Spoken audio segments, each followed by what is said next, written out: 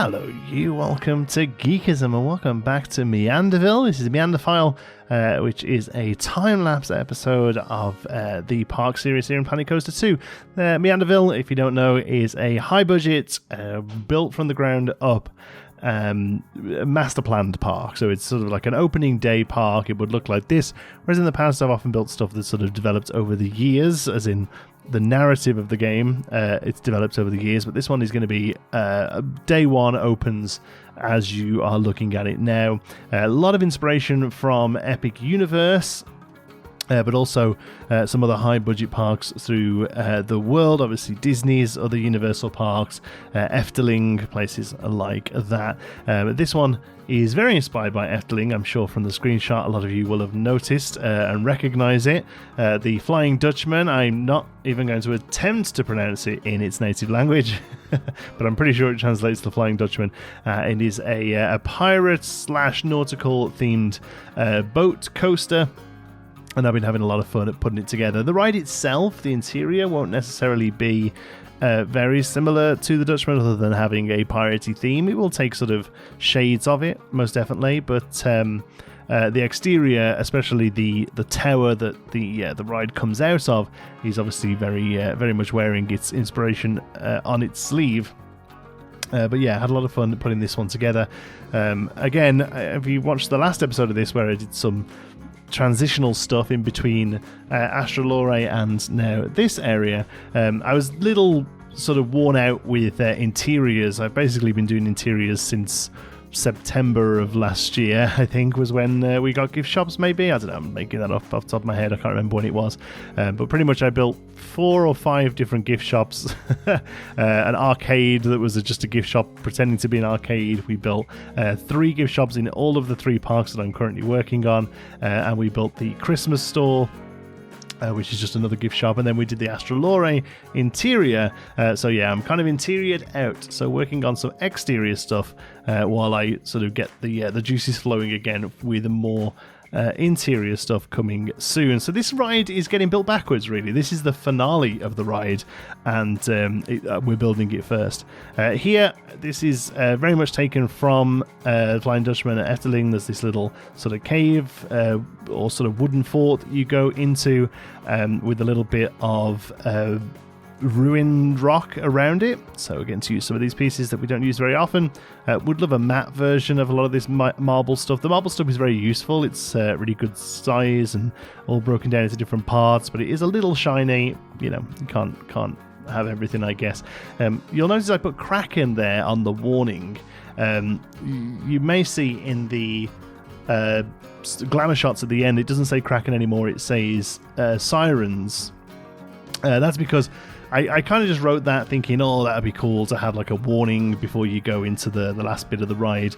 But then I remembered the awesome score that Alex has created for the Testudo area and for this ride has a narrative of sirens drawing the sailors away from the safety of the shore, and having them, you know, the sort of classic myth of the sirens sort of pulling them away onto the jagged rocks.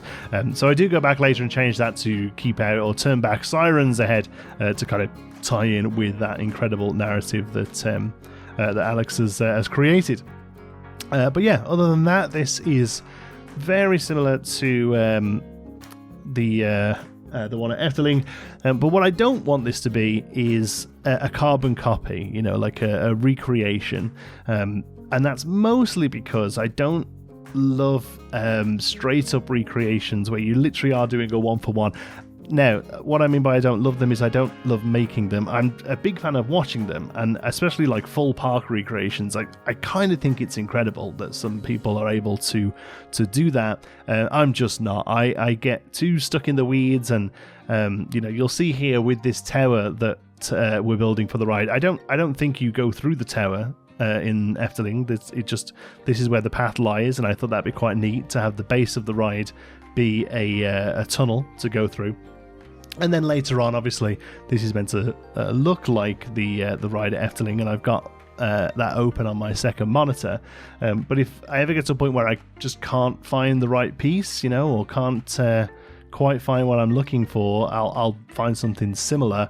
But I feel like with the one-to-one creation, you end up getting a little bit trapped and stuck in the weeds of like, well, this has got to be this kind of piece now, and this kind of color, and this kind of texture, and I think you'd end up going forever trying to make it work. I don't know how people do it, honestly. You look at people like Mary's Revenge who are doing a like pixel perfect recreation of Disney, and I have the utmost respect for those folks because I just couldn't do it. I can't get that close. I love to use real world inspiration and love to sort of create similar builds of stuff. Astral Lore is obviously clearly inspired by Efteling and Mystic Manor, but it certainly isn't a recreation of either of them, and that's kind of what we're going for here with this. It's like clearly inspired by the Flying Dutchman, but most certainly isn't a recreation. Again, a lot of custom fencing in this episode. I'm really getting into my custom fencing, and so you have to bear with me while we get through that. It's not all custom fencing there. This is a really wide curved path that goes all the way around the back of the ride and is mostly going to be a secondary path to the area. I think for the most part you would actually come into the Testudo, the pirate area, from the other direction, but I kind of want to have the park go in a full loop, and that's so this will most likely, the path that we're working on sort of around this area will most likely be the edge of the park here, and maybe might stick a restaurant or something. I feel the more I look at it and where it is placed, it's actually going to be quite near the entrance, but nowhere near the entrance, if that makes sense. So, physically very near where the entrance of the park is going to be, but there won't be any guest access to it, I don't think. But we will be need to generate some implied staff shortcuts there. I think that's a good idea. So from the entrance of the park you can get straight into the Testudo without having to go through Discovery Way, without having to go past Astral Lore. That's basically what that's what I think will work quite well. Here then we're building a splash zone. It does use real path, but currently there's no way to get the guests up to it. Would love to see Vista Points or similar return. They were a really great feature that sort of just told the game, hey, look, there's something up here for guests to go and see. I love that sort of stuff. I'm a big fan of that kind of thing, especially just anything that isn't rides. Again, I feel like a broken record at this point, but anything that isn't rides that guests can go and do, I dig that sort of stuff. So here we're making an implied splash zone where guests who wish to can come up here and watch the water spray and get covered in it. The amount of water that the ride actually gives off, I think is really quite low. So I don't think I have footage of it, but I actually went in with some of the water effects and placed a load of them underneath the track or the trough, I suppose, where the boat lands, and spent an hour or so with the sequencer to make them all sort of go as the ride goes past. And I think it does a really quite cool job of making proper good water splashes. They may be a bit too big. You can tell me. I'm not sure. I went and watched some videos of the ride and some other water rides as well, and I think it's intense but believable. You'll see at the end when I show you some of the glamour shots. You'll see. You tell me whether it's too much. I think it looks cool though. Sequences is something I don't usually mess with that much, and it's one of those things that I just kind of ignore, and I'm trying to get better. So this ride actually features two sets of sequences. One of them is the water splashes, and then the other one is the on-ride photo. The on-ride photo just being a thing that you sort of pop down in place as part of the ride, but then I've embellished it with some extra cameras to and like multiple flashes, because I think the in-game one, it's a single camera and it just kind of goes click as things walk past, and I don't know, that doesn't seem to be how they usually go. I feel like they actually take 2 or 3 or 4. Maybe it's just getting one on each seat, or maybe it's getting a few so that if the timing's slightly off, it can pick one of the good ones. I don't know. Here, try my best to make this look like it's still part of the ground without having to actually use a ground tunnel. I think it's fine. It looks a little man-made, but it would be, so I don't hate that. I feel like it could look a little bit more natural, but I also sort of turn it into a bit of a set piece with the pirate statue there, and as you walk past, I think it would look quite cool. You'll see the the ship disappear for a moment, and then it comes out the other side. And look at this, custom supports.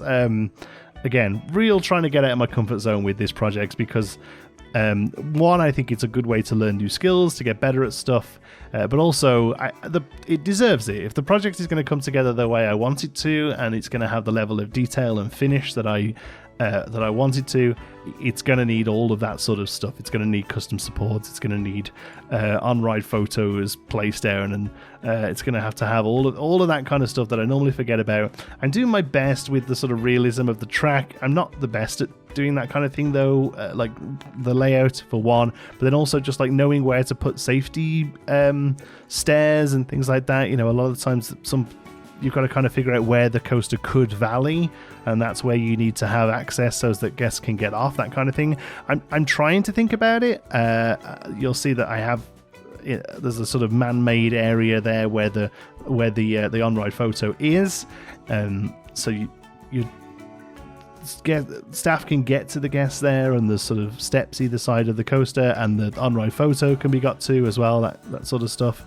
This video hasn't been sped up. Hold on, that's better. You won't notice that the footage will be sped up for you, but there was a clip there as I was recording the voiceover where I hadn't sped it up. But yeah, so I'm trying to think about, like, can staff access this? Can guests get off the ride if they need to at this point? Is that something that I have to think about?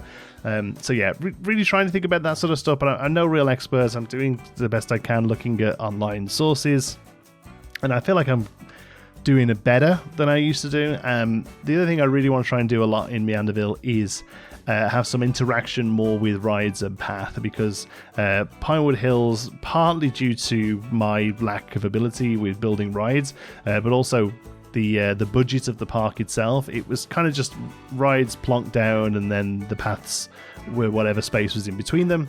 So here I'm really trying to get a lot of sort of path interaction, varying heights, sections where the path and the ride cross over, that kind of thing. So with Astral Lore, that's difficult to do. It's a dark ride, but we have there's a little path over some water. The queue is a bit more interesting than just sort of a wiggly line up to the ride. Really trying to think about a lot of that sort of stuff as we build. And then here, obviously the path comes underneath this impressive weenie here, and then also, you know, there's some nice points of interaction where the coaster sort of goes lower than the path and then higher than the path. It doesn't actually cut underneath, which I did think about doing, but it made the path feel a little awkward. So instead we have this nice sort of winding path just around the back of the ride, and I think that's okay. But moving forward, it is going to be something that we try and do a lot more of, having the rides have some good sort of path interaction, because I think it's a good way to speak to higher budget theming and higher budget feels. So yeah, that's good. So yeah, here I'm just working on different sort of techniques of making each section of this tower look a little different. You know, sometimes it's brick, sometimes it's stucco, sometimes it's wood, sometimes it's brick with wood.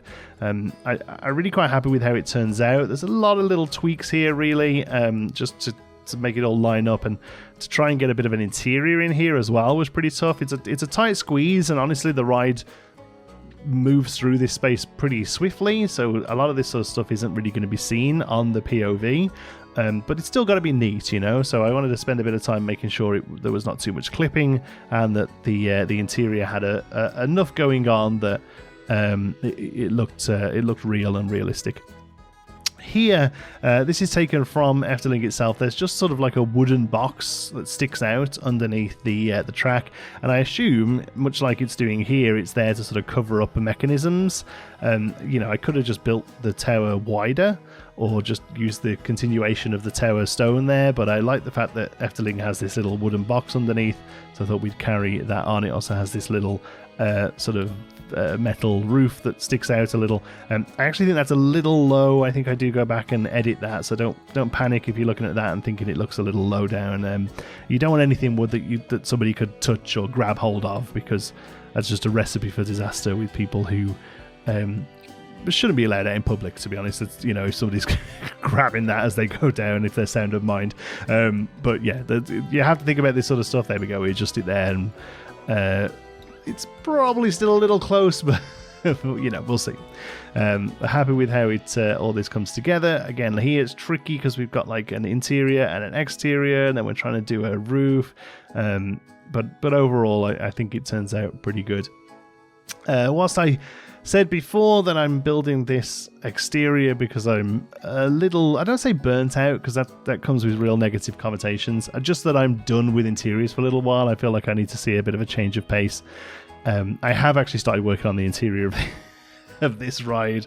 I'm really quite happy with it. I think it's looking awesome.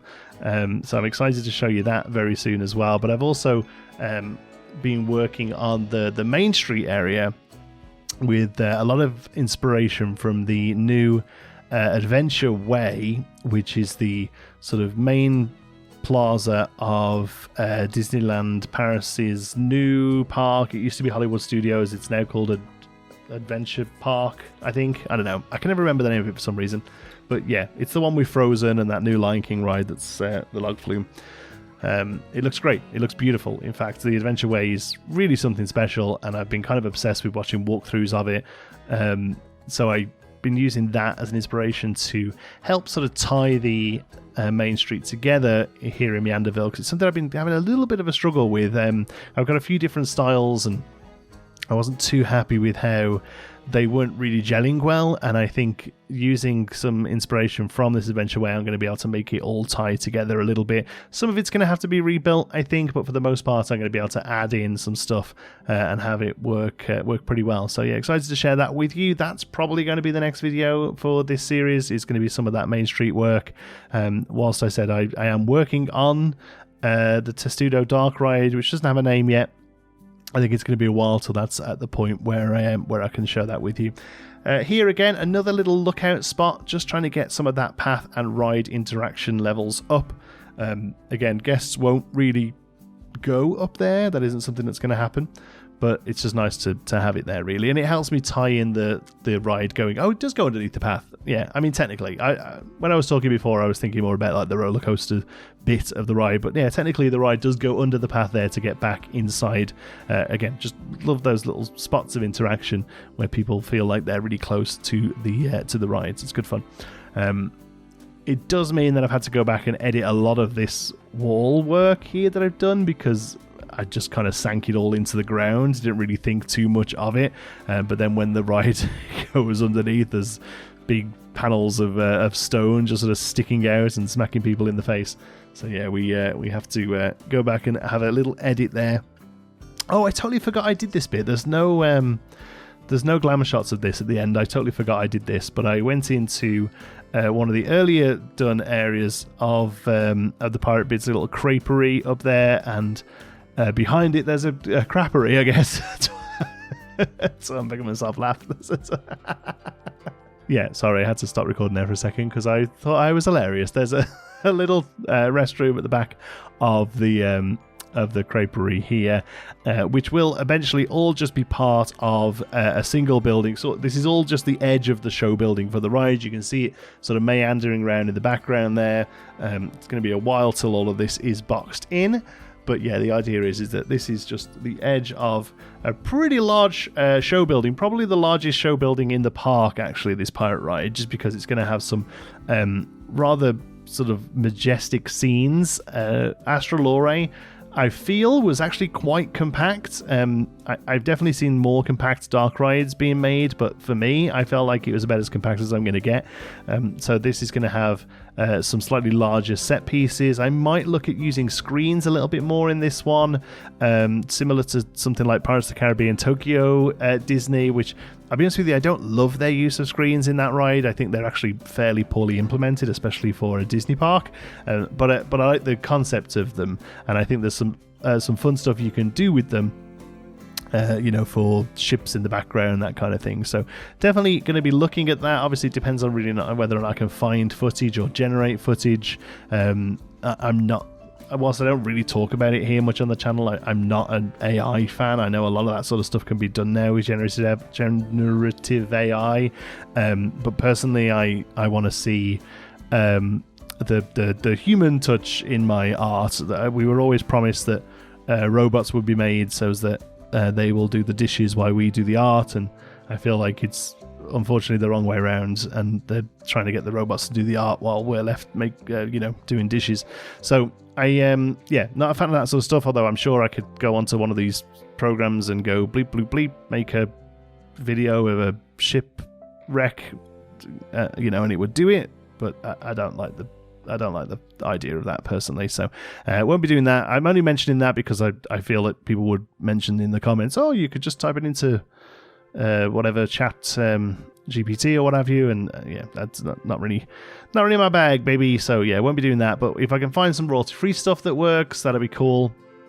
Like I did with Astral and the thunder and lightning scene. That was just a royalty-free clip of a storm that I sort of chopped up a little bit to make work, and happy with how it came out. But obviously, a thunder and lightning storm is much easier to find than specific angles of ships and stormy seas. So we'll see what we can do here. Then this is very loosely based actually on Tokyo Disney's Pirates of the Caribbean, just part of the wall there.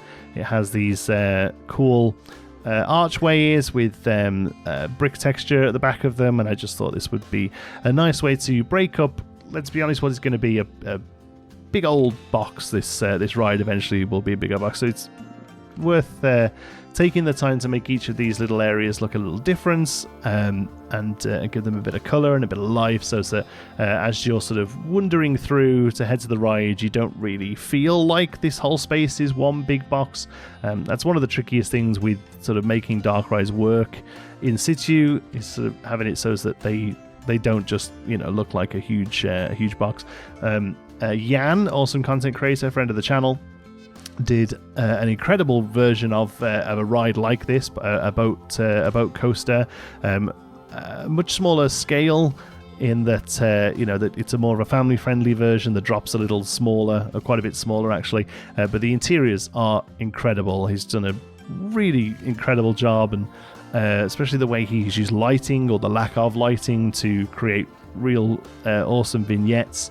But the reason I mention that is because he's done some great work in hiding the box, basically, in hiding that exterior using facades and stuff. So if you want to see an absolute pro doing that sort of stuff, you should definitely check out Jan's version of a ride like this. That does have some similarities to this, but I feel like it's quite different in scale, like as in physical scale. This is going to be a much larger ride, but that's not to take anything away from what Jan has done. It's really truly breathtaking, the ride he built using this ride system.